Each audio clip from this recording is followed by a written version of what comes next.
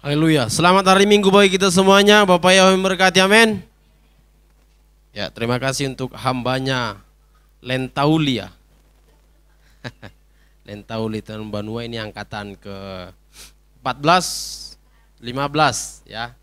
Semester 2 menjenjang belajarnya berbicara, belajar menyampaikan kebenaran firman Bapak Yahweh. Tapi sudah luar biasa, kali pertama sudah berbicara tentang kebenaran firman Bapak Yahweh. Ya, saudaraku yang kekasih, pada hari Minggu ini kita belajar kebenaran firman Bapak Yahweh tentang doa Nehemia.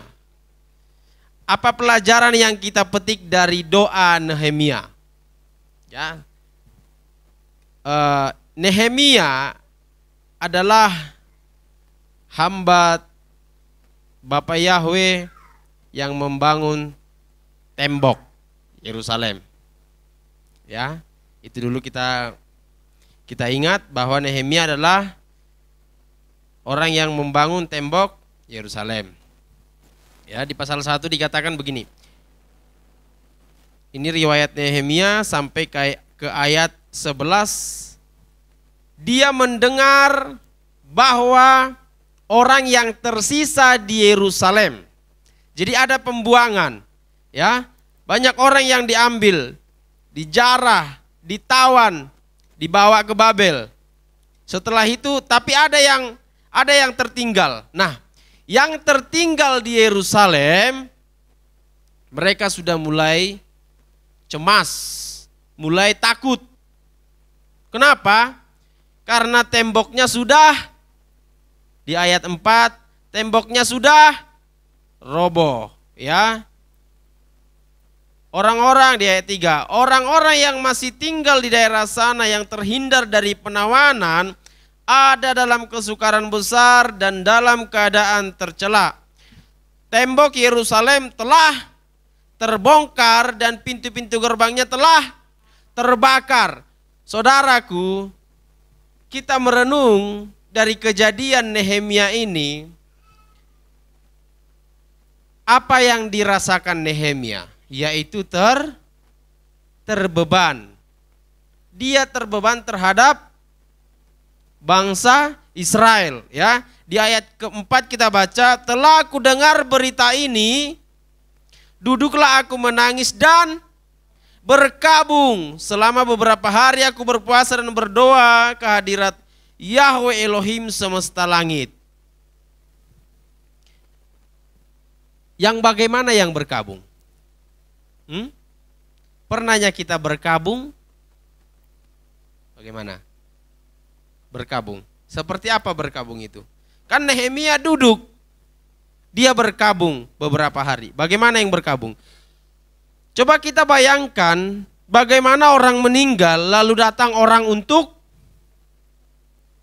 menjenguk. Ngapain dia di situ? Apa hanya melayat doang?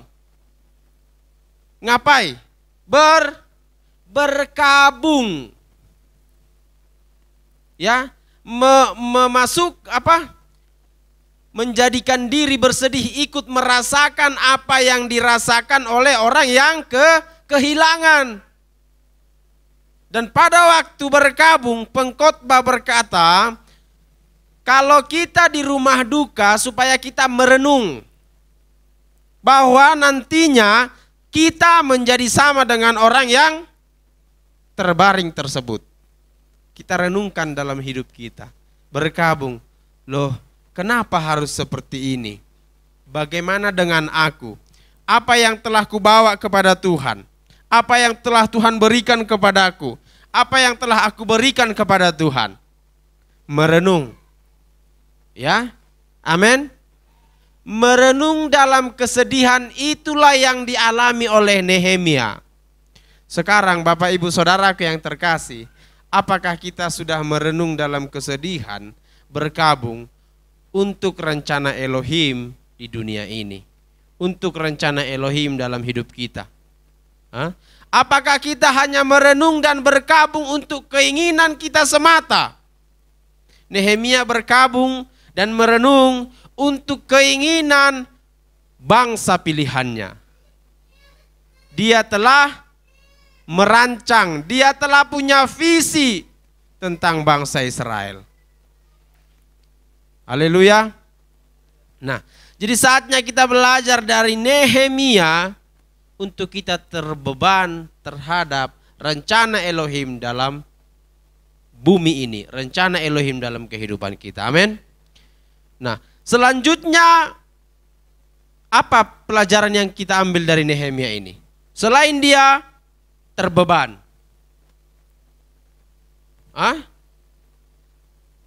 Nehemia terbeban, ya. Dalam doanya kita ambil pelajaran, kita petik pelajaran bahwa dalam berdoa kita perlu mengingat-ingat janji Bapa Yahweh kepada Elohim itu sendiri. Maksudnya gimana? Kita baca ayat 8. Apa katanya ayat 8 di situ?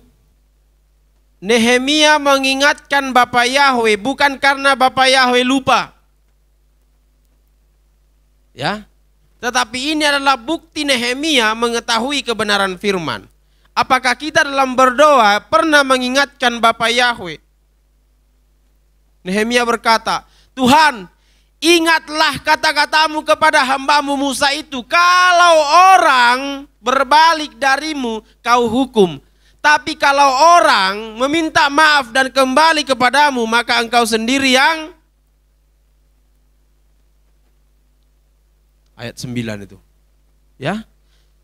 Itulah yang diingatkan oleh Nehemia kepada Tuhan. Sama seperti Daud. Bapa Yahweh, bukankah engkau yang berfirman? Hizkia, Bapa Yahweh, ingatlah aku telah berbuat baik.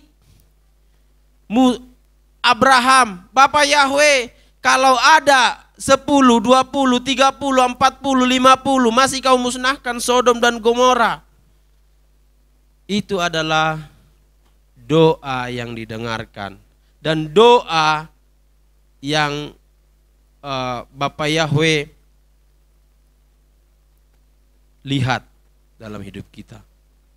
Ya, kita bisa mengingatkan Bapa Yahweh. Tapi bagaimana kita bisa mengingatkan Bapa Yahweh, Bapak Ibu Saudaraku, kalau kita tidak tahu janji-janji Bapa Yahweh? Ya, ingatlah Tuhan begini. Apa yang kita ingat? Kita aja nggak ingat. Iya kan? Kita mau mengingatkan Tuhan sementara kita nggak ingat. Jadi bagaimana caranya supaya kita ingat janji Bapa Yahweh? Bagaimana caranya? Harus baca firman, baca Alkitab. Ya, baca Alkitab yang menjadi pedoman dalam hidup kita ini. Supaya kita bisa mengingatkan Bapa Yahweh. Seperti Nehemia. Ya, ingatlah Tuhan, bukankah aku ini hambamu? Kau berfirman bahwa rancanganmu ada dalam hidupku, bahwa rancangan hidupku adalah rancangan damai sejahtera. Itulah yang dikatakan Nehemia dalam hidupnya. Ya, dalam hidup Nehemia. Saat Nehemia meratapi bangsa Israel, dia terbeban kepada bangsa Israel, dia mengingatkan bangsa Israel dalam doanya, dia mengingatkan bangsa Israel bahwa dia mengingatkan Bapa Yahweh bahwa bangsa Israel adalah umat pilihannya. Dia mengingatkan Bapa Yahweh bahwa umat pilihannya adalah kegenapan janji-janjinya. Itulah yang dilakukan Nehemia. Supaya apa? Supaya Bapa Yahweh kembali melihat dan mengembalikan murkanya. Ya kan? Bapa Yahweh itu luar biasa loh. Jangan hanya kita lihat Bapa Yahweh itu adalah Bapa Yahweh yang baik saja. Bapa Yahweh itu adalah Elohim yang cemburu. Yang kalau kita berbalik kepada ilah lain dia akan cemburu.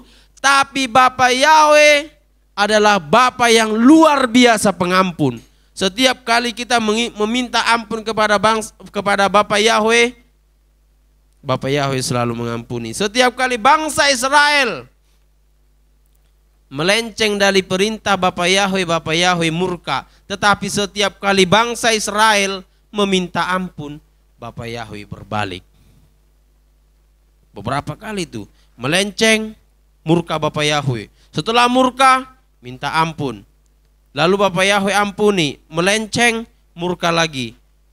Minta ampun, diampuni. Begitu sering-sering sekali. Itulah bukti kesetiaan Bapa Yahweh kepada kita. Ya. Tapi saudaraku, perlu kita ketahui, Elohim berfirman, Elohim tidak akan membiarkan dirinya dipermainkan. Jangan karena Bapa Yahweh adalah Elohim yang Maha Pengampun, kita sengaja berbuat kesalahan, nanti diampuninya itu, nanti diampuni enggak. Bangsa Israel berbuat kesalahan karena kedegilan hatinya dan tidak ada unsur sengaja, nanti diampuninya itu. Tidak. Ya. Haleluya. Saudaraku, itulah pelajaran yang kita ambil dari Nehemia. Kiranya menjadi berkat bagi kita supaya kita terbeban terhadap rencana Elohim dalam kehidupan kita, rencana Elohim dalam kehidupan keluarga kita. Pasti Elohim punya rencana dalam keluarga kita, amin. Iya kan? Saya selalu bilang bahwa Kesia tidak mungkin memilih untuk dilahirkan di keluarga Simajuntak. Pilih. Enggak pilih kan? Ya kan? Sehat di keluarga Huta Barat. Pilih bang? Enggak milih kan? Kalau andai waktu kecil kita milih, mungkin kita dilahirkan di keluarga artis-artis. Di keluarga orang-orang kaya. Tetapi dari semula Tuhan telah punya rencana untuk hidupmu. Mengapa engkau dilahirkan di tengah-tengah keluarga yang ada saat ini? Apa rencanamu dalam hatiku Tuhan? Tanamkan dalam hatiku itu.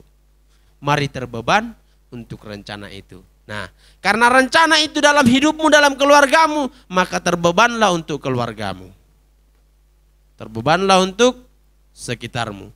Terbebanlah untuk hidupmu. Amin. Bapak Yahweh memberkati kita. Mari kita bersatu dalam doa.